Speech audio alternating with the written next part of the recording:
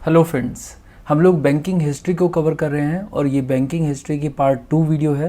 Part 1 video में हम लोगों ने 1935 तक की डिटेल्स को कवर कर लिया था और हमने देखा था कि आरबीआई एक्ट 1934 के बेसिस पर 1935 में आरबीआई को इस्टेब्लिश किया गया था। इसी के साथ साथ हमने ये भी देखा था कि उस समय आरबीआई को क्या पावर्स दी गई थी। अब बात करते हैं उस पॉइंट की जो अपने आप में काफ़ी ज़्यादा अजीब है। बात यह है कि ब्रिटिशर्स ने आरबीआई को एक सरकारी बैंक की तरह नहीं बल्कि एक प्राइवेट बैंक की तरह इस्टेब्लिश किया था। इनफैक्ट ये दुनिया का पहला और इकलौता ऐसा सेंट्रल बैंक था जो कि पूरी तरह से प्राइवेटली ओन्ड था। पूरे वर्ल्ड में दूसरा ऐसा कोई भी सेंट्रल बैंक नहीं है जिसे 100% प्राइवेट बैंक की तरह इस्टेब्लिश किया गया हो, ब्रिटेन का भी नहीं। तो क्वेश्चन ये है कि ब्रिटिशर्स ने हमारे साथ ऐसा क्यों किया, ये जानना हमारे लिए बहुत ज़्यादा ज़रूरी है। तो चलिए देखते हैं कि इसके क्या कारण हैं। इसके बेसिकली 2 मेन रीजंस हैं। पहला रीज़न ये है कि उस समय ब्रिटिश गवर्नमेंट एक सेंट्रल बैंक को इस्टेब्लिश करने के फाइनेंशियल बर्डन को उठाने की स्थिति में नहीं थी और ना ही उसकी रिस्पॉन्सिबिलिटी लेने के लिए तैयार थी। और दूसरा रीज़न जिसकी वजह से आरबीआई को एक सरकारी बैंक की तरह नहीं बल्कि एक प्राइवेट बैंक की तरह इस्टेब्लिश किया गया था, वो ये था कि जनरल पब्लिक का ब्रिटिश गवर्नमेंट के ऊपर ट्रस्ट नहीं था और सेंट्रल बैंक तभी कामयाब हो सकता था जब लोगों का उस पर ट्रस्ट हो। तो इसीलिए आरबीआई को एक प्राइवेट बैंक की तरह इस्टेब्लिश किया गया था, क्योंकि लोग ब्रिटिश गवर्नमेंट की अपेक्षा प्राइवेट स्टेक होल्डर्स पर ज़्यादा ट्रस्ट कर सकते थे। बट ऐसा नहीं है कि ब्रिटिश गवर्नमेंट आरबीआई के ऊपर अपना कंट्रोल नहीं रखना चाहती थी। इनफैक्ट आरबीआई एक्ट 1934 में इस बात को कहा गया था कि कुछ समय के बाद आरबीआई को एक पब्लिक सेक्टर एंटिटी बनाया जाएगा। बट ऐसा होता उससे पहले ही 1947 में हमारा देश आज़ाद हो गया और ब्रिटिशर्स भारत छोड़कर चले गए। बट जाने से पहले 1937 में ही ब्रिटिशर्स ने आरबीआई के हेडक्वार्टर को कलकत्ता से शिफ्ट करके बॉम्बे कर दिया। तो जब 15 अगस्त 1947 को हमारा देश आज़ाद हुआ, उसके अगले ही साल 1948 में पार्लियामेंट ने एक बिल पास किया। इस बिल का नाम था reserve bank of India transfer of public ownership act 1948। इस एक्ट के आधार पर 1949 में आरबीआई को नेशनलाइज कर दिया गया, यानी आरबीआई का 100% स्टेक भारत सरकार ने एक्वायर कर लिया। इसी एक्ट के प्रोविजंस के हिसाब से आरबीआई ने अब जनरल पब्लिक से डिपॉजिट लेने भी बंद कर दिए। आज़ादी के तुरंत बाद भारत के सामने पॉवर्टी, इलिटरेसी और लैक ऑफ बेसिक इंफ्रास्ट्रक्चर जैसी बहुत सारे चैलेंजेस थे। इन सब चैलेंजेस को ओवरकम करने के लिए ज़रूरत थी इकोनॉमिक डेवलपमेंट की और 1949 के बाद से भारत की इकोनॉमिक डेवलपमेंट का मेन फोकस था इंडस्ट्रियलाइजेशन।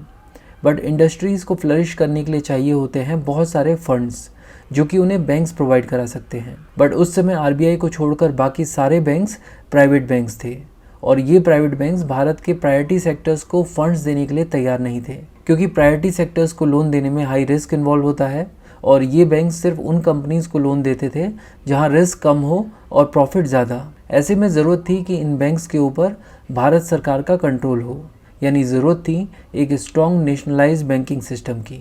एक्चुअली जब भी गवर्नमेंट प्राइवेट बैंक्स की ओनरशिप एक्वायर कर लेती है तो उसे नेशनलाइजेशन कहा जाता है। ये सिंपल सी डेफिनेशन है नेशनलाइजेशन की। अब यहाँ पर हमें ये भी पता होना चाहिए कि इन बैंक्स को नेशनलाइज करने की ज़रूरत इसलिए भी थी क्योंकि प्राइवेट बैंक्स अपनी सर्विसेज रूरल और सेमी अर्बन एरियाज़ में देने के लिए तैयार नहीं थे, क्योंकि ये लोकेशंस उस समय कमर्शियली वायबल नहीं थी। तो अगर गवर्नमेंट को बैंकिंग सर्विसेज इन एरियाज़ तक एक्सटेंड करनी थी तो या तो गवर्नमेंट को नए सरकारी बैंक्स बनाने होंगे या फिर एग्जिस्टिंग प्राइवेट बैंक्स को नेशनलाइज करके इन एरियाज़ में अपनी सर्विसेज देने के लिए तैयार किया जा सकता था।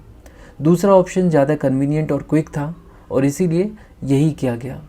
इसी के साथ साथ ये बात भी मानी गई कि इंडिपेंडेंस के बाद से लोगों का विश्वास प्राइवेट बैंक्स की अपेक्षा सरकारी बैंक्स पर ज़्यादा है। इसीलिए अगर ज़्यादा लोगों को बैंकिंग सर्विसेज से जोड़ना था तो बैंक्स का राष्ट्रीयकरण करना ही अच्छा विकल्प माना गया।